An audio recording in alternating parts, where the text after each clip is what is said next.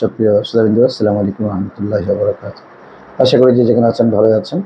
একটা মশলা নিয়ে কথা বলবো, সেটা হলো যে একদিন ইমাম সাহেব নামাজ পড়াচ্ছেন, এনার একটা কিছু ভুল হয়েছে। তো মুসল্লিরা ওটা খেয়াল করেননি। মুসল্লি যারা আছেন, মুসল্লিদের বাইরে এক লোক হয়তো উজু করে মসজিদে প্রবেশ করতেছেন, বা ইনি নামাজ শেষ করে চলে যাচ্ছেন, বা রাস্তা দিয়ে পার্শ্ববর্তী রাস্তা দিয়ে হেঁটে যাচ্ছেন, তিনি ওখান থেকে লোকমা দিলেন। এরকম লোকমা দেয়া এবং সেই লোকমা ইমাম সাহেব গ্রহণ করা, এটা জায়েজ আছে কিনা? প্রথমত কথা হলো, ইমাম সাহেব যদি লোকমা দিতে হয় ইমাম সাহেবকে, তাহলে যারা মুসল্লি আছেন তাদের মধ্যে যে কেউ একজনা দেবেন। ওনার কেরাতে ভুল হতে পারে, রাকাতে ভুল হতে পারে, হয়তো রুকুতে ভুল হতে পারে, সিজদাতে ভুল হতে পারে, দু সিজদার জায়গায় একটি হতে পারে, রুকুতে না গিয়ে ইনি সরাসরি সিজদায় চলে যেতে পারেন, রুকু থেকে সোজা হয়ে না দাঁড়িয়ে আবার সিজদায় চলে যেতে পারেন। এরকম নানা রকমারি ভুল হতে পারে। এই ভুল হলে যারা ওনার পিছনে মুসল্লি আছেন, ইনারাই ইনাকে লোকমা দেবেন।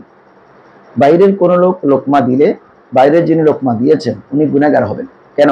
তুমি আমাদেরকে ডিস্টার্ব করলে কেন? তুমি তো আমাদের সাথে নাই। এক নম্বর কথা হলো, তুমি আমাদের সাথে নাই, তুমি পণ্ডিতামি করে আমাদেরকে লোকমা দিয়ে ডিস্টার্ব করেছো। এমন অনেক দুষ্ট লোক আছে, হয়তো ইমাম সাহেবকে পছন্দ করে না, তো ইমাম সাহেব যখন নামাজ শুরু করেছেন সে বাইরে থেকে লোকমা দিবে, তোমার কেরাতে ভুল আছে। এটা কিন্তু মস্ত বড় গুনাহ, কবিরা গুনাহ। তুমি কোনো অসুবিধা হলে, ইমাম সাহেবের কোনো সূরা কেরাত, রুকু, সিজদা এগুলোতে সমস্যা দেখা দিলে, তুমি ইমাম সাহেবকে ব্যক্তিগতভাবে বলতে পারো যে হুজুর আপনার এখানে একটু সমস্যা আছে, আমি ওদিন খেয়াল করেছি, আপনি একটু ঠিক করে নেবেন। কিন্তু নামাজের বাহির থেকে লোকমা দেওয়া মানে একটা মসজিদে ফাসাদ সৃষ্টি করা। এই ফাসাদ সৃষ্টি করবার কারণে নামাজের বাইরে যিনি ইক্তেদা না করে আমাদের সাথে সংযুক্ত না থেকে লোকমা দিচ্ছে, উনি গুনাহগার হবে। পাশাপাশি আবার ইমাম সাহেব যদি বাইরের কোনো রকম লোকমা নেয়, তাহলে ইমাম সাহেবের নামাজ কিন্তু ফাসাদ হয়ে যাবে। খুব খেয়াল করবেন, উনি লোকমা দিলেও ইমাম সাহেব নিতে পারবেন না, কারণ ইমাম সাহেব জানে যে উনি বাইরে থেকে লোকমা দিচ্ছেন, অর্থাৎ মসজিদের বাইরে জানালা দিয়ে লোকমা দিচ্ছেন, অথবা পিছনে উনি বারান্দা থেকে লোকমা দিচ্ছেন। লোকমা দিলে বুঝে যাবো, আমার সামনে সামনে যারা আছে, আমার পিছনে একেবারে কাছে, তাদের লোকমার আওয়াজ তো আমি বুঝতে পারবো। কিন্তু অনেক দূর থেকে দিচ্ছেন, ইমাম সাহেব সেই লোকমা নিতে পারবেন না। ইমাম সাহেব কি করবেন? নামাজ উনি যেভাবে চিন্তা করেছেন সেভাবে কন্টিনিউ করবেন। যদি ইমাম সাহেবের বাইরের লোকের সেই লোকমা নিয়ে নেন, তাহলে ইমাম সাহেবের নামাজ ভেঙে যাবে।